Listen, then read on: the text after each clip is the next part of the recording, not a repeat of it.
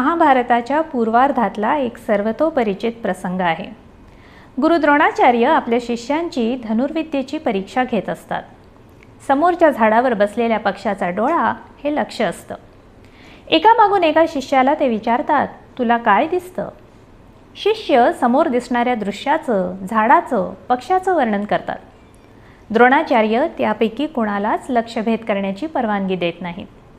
अर्जुनाची पाळी येते, त्यालाही तोच प्रश्न विचारतात आणि अर्जुन उत्तर देतो, गुरुवर्य, मला फक्त त्या पक्ष्याचा डोळा दिसतो। गुरुद्रोण संतुष्ट होऊन त्याला बाण सोडायला सांगतात।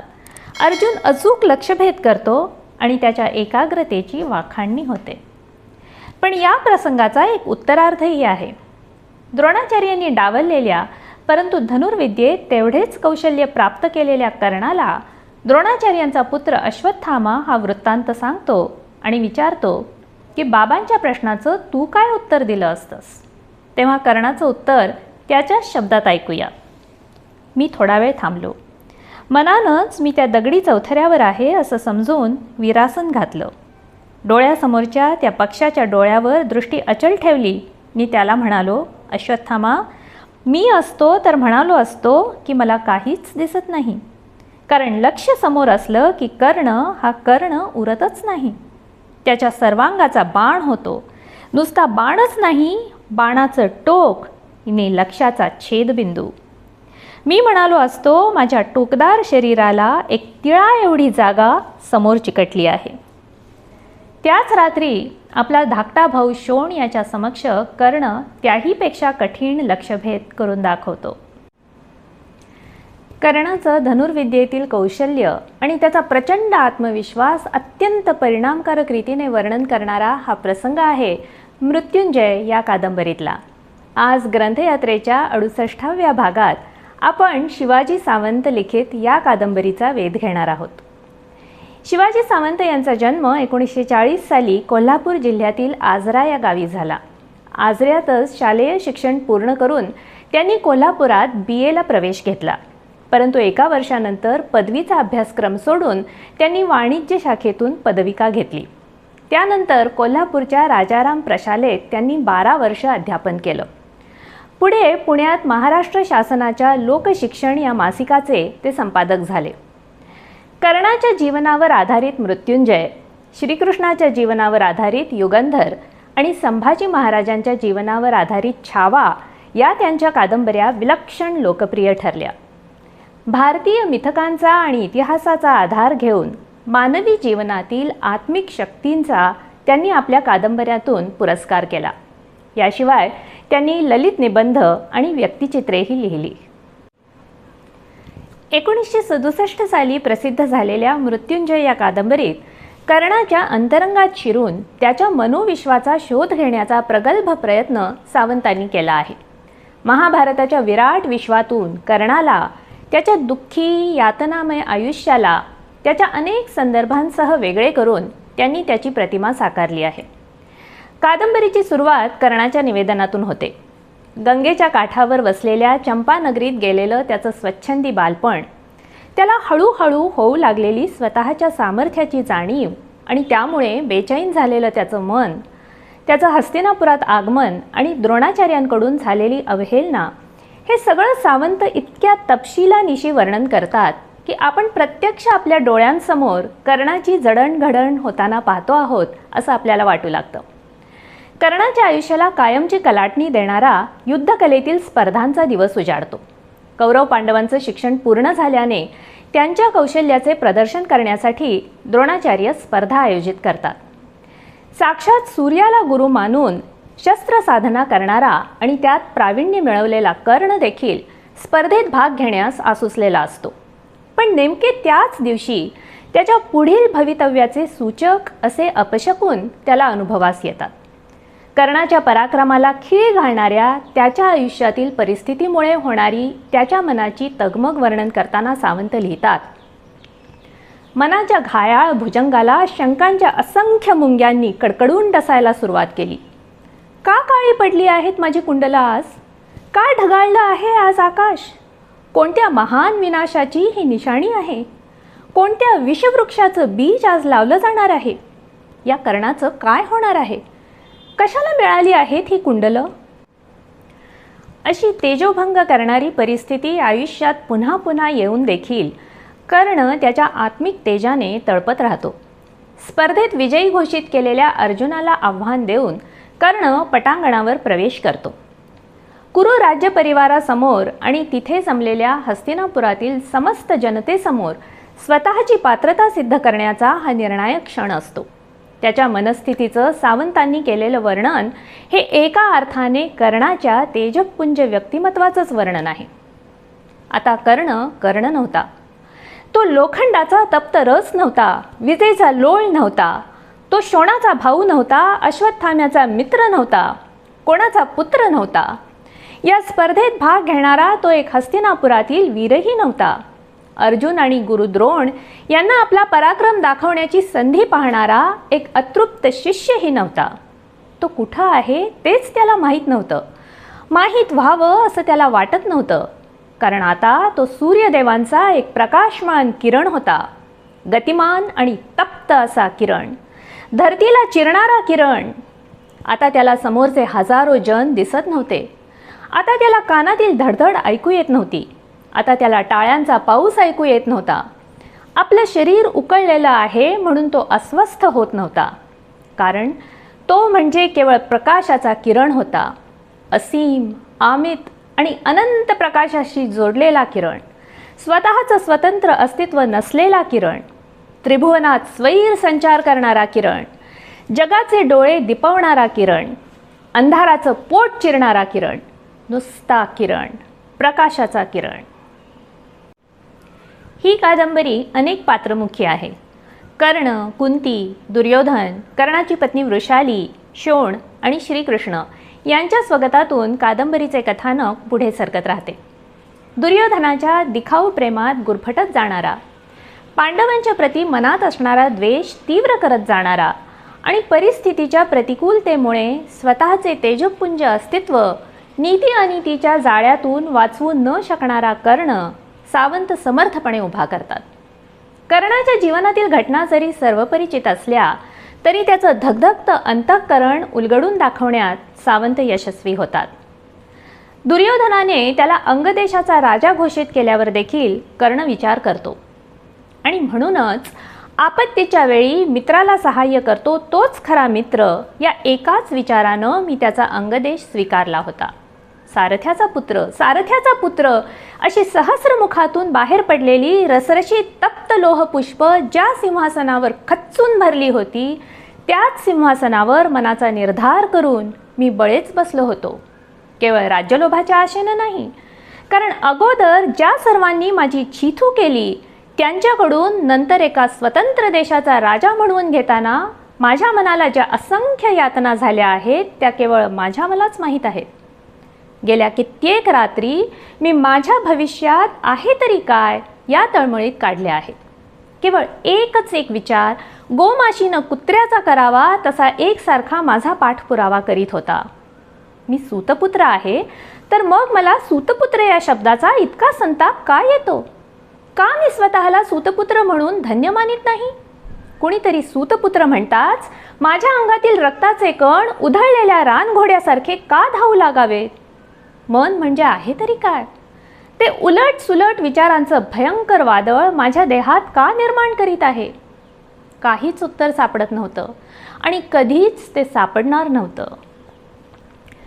आयुष्यभर सहन करावा लागलेला तिरस्कार आणि अपमान यामुळे द्यूत, द्रौपदी वस्त्रहरण, अभिमन्यूचा वध अशा निकरांच्या क्षणी कर्ण त्याच्या सत्सद विवेक बुद्धीला सोडून का वागला याचा शोध घेण्याचा प्रयत्न सावंत कर्णाच्या मनोविश्लेषणातून करताना दिसतात.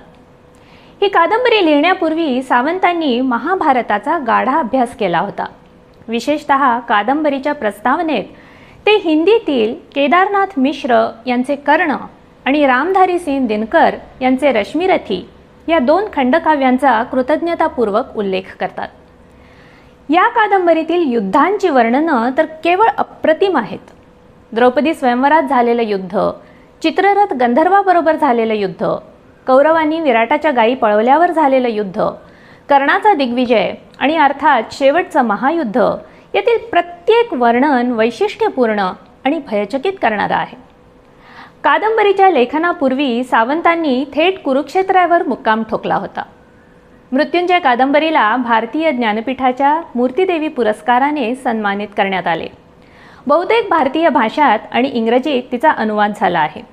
या कादंबरीविषयी आज आपल्याशी बोलत आहेत शिवाजी सावंतांच्या साहित्याच्या अभ्यासक डॉक्टर रश्मी वाटाणे.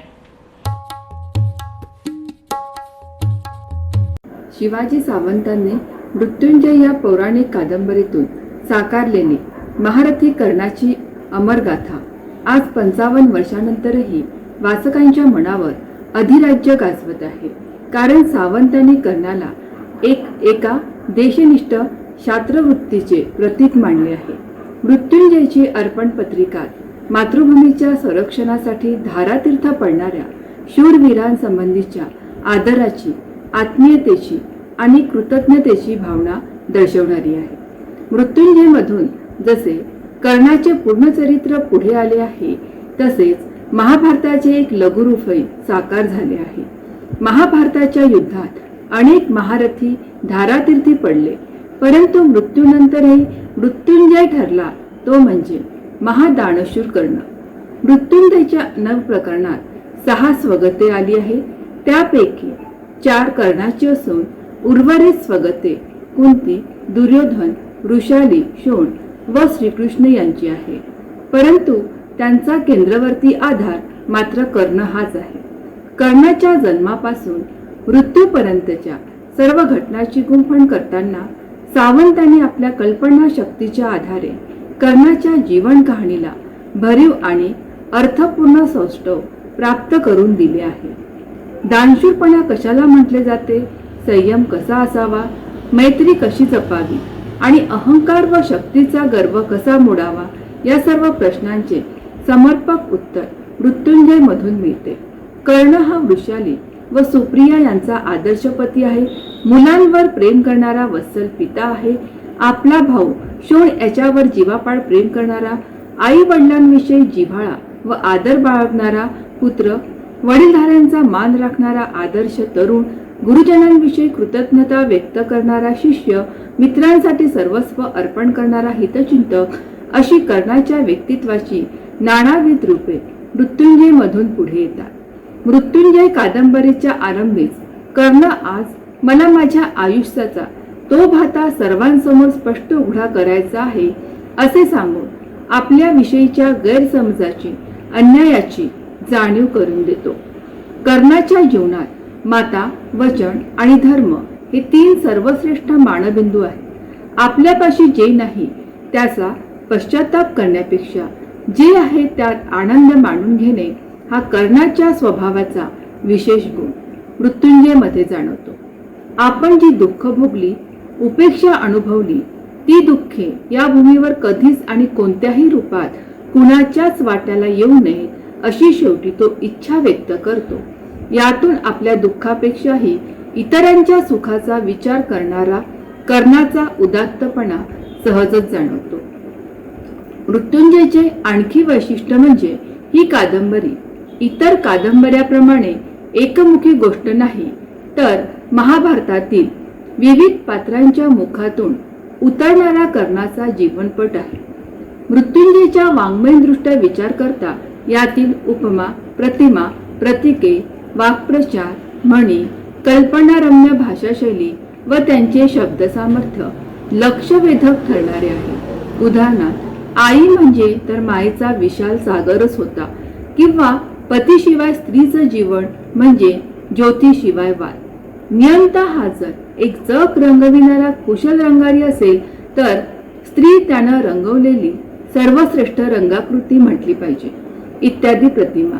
याचप्रमाणे सोनेरी चर्या, चंदेरी पाणी, मनाचे भुजंग, शंकेच्या मुंग्या, अशरण रक्त, दैवाचा समुद्र इत्यादी उपमा त्यांच्या भाषाशैलीला सौंदर्य प्रदान करणाऱ्या आहेत. आगपाखड करणे, दातओठ खाणे, हंबरटा फोडणे इत्यादी वाक्प्रचार यासोबतच उपमा, प्रतिमा व अलंकाराची रेलचे मृत्युंजय कादंबरीत जाणवते. ह्या त्यांच्या लेखनशैलीचा अविभाज्य घटक आहे. याशिवाय कादंबरीतील चित्रमय वर्णन व सूक्ष्म निरीक्षण सावंतांच्या सखोल व्यासंगाचे व चिंतनशील वृत्तीचे निदर्शक आहे. अत्यंत ध्येयवादामुळे ही कादंबरी कर्णाच्या जीवनाची शोकांतिका ठरली आहे. काही ठिकाणी कर्णाला श्रीकृष्णापेक्षा उदात्त दाखवण्याचा प्रयत्न लेखकाने केला आहे. असे असले तरी मृत्युंजय ही एक कादंबरीच्या तंत्राच्या दृष्टीने उत्तम कादंबरीच ठरली आहे.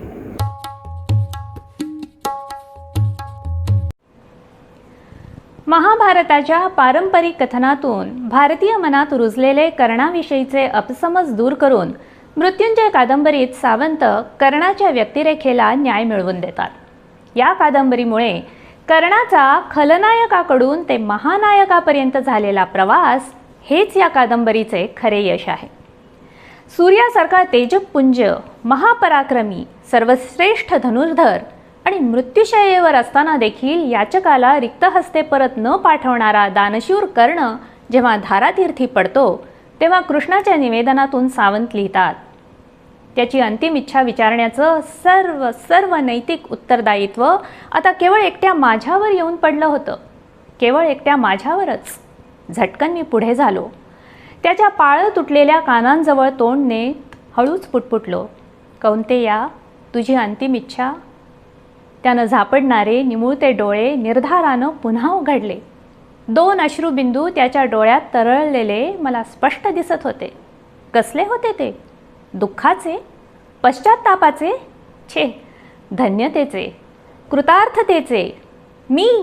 स्वतः मी त्याला कौंतेया म्हटलेलं ऐकून धन्य झाल्याचे. तोही हळूहळू पुटपुटू लागला, द्वारकाधीशा, माझी अंतिम इच्छा की तूच माझा अंत्यसंस्कार एका कुमारी भूमीवर करावा. कुमारी भूमी. त्याचा आवाज अत्यंत क्षीण झाला होता. कुमारी भूमी म्हणजे? त्याला अचूक काय पाहिजे होतं ते मला नीटपणे कळलं नाही, म्हणून मी पुटपुटलो, होय, कुमारी. ज्या भूमीवर कधीच तृणांकुरसुद्धा उगवले नसतील, उगवणार नाहीत. माझी दुःख ती पुन्हा या मर्त्यभूमीवर कधीच कोणत्याही रूपात उगवू नयेत. म्हणून ही पंचमहाभूते कुमारी भूमीत लय. कर्णाच्या जीवनावरील ही विलक्षण कादंबरी अवश्य वाचा. भेटूया ग्रंथयात्रेच्या पुढच्या भागात एका प्रायोगिक नाटकाचा आस्वाद घ्यायला. तोपर्यंत वाचत रहा.